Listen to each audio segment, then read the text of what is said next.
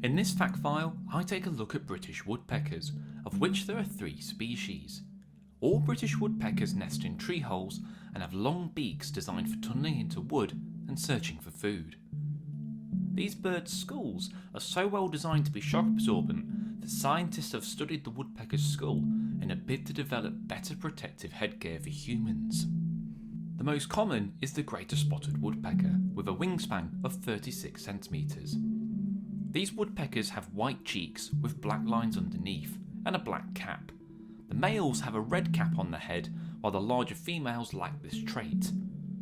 They beat their beaks against hollow branches or tree trunks up to 40 hits per second. It can be confused with lesser spotted woodpeckers, but is much larger. Its main prey is insects, but in the spring will feed on eggs and small birds' chicks. On feeders, it prefers peanuts and fat balls. The smallest and rarest is the lesser spotted woodpecker. Superficially looking like a small greater spotted, it is much smaller, with a wingspan of 25 centimetres. It's about the size of a sparrow, which is another reason why they can be so difficult to spot. The best time of year to see them is in early spring, when they start displaying, and the leaves are off the trees, making it easier to spot them. They generally stay higher up in the canopy and need old woodland to thrive, with plenty of standing dead wood to look for food and drum on.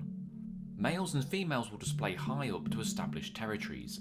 Like its cousin, the lesser spotted males have a red crown, and apart from the size difference, lesser spots also have a white stripe down the back, which greater spots lack. Because of habitat loss, it's one of the fastest declining birds in Britain, with the population estimated to have fallen by 83% since 1970, with no more than 2,000 pairs thought to be left in the UK. The largest and easiest to identify is the green woodpecker. Unsurprisingly, it's green, with a red cap and a pale underside. Juveniles have a lighter colour and appear more speckled.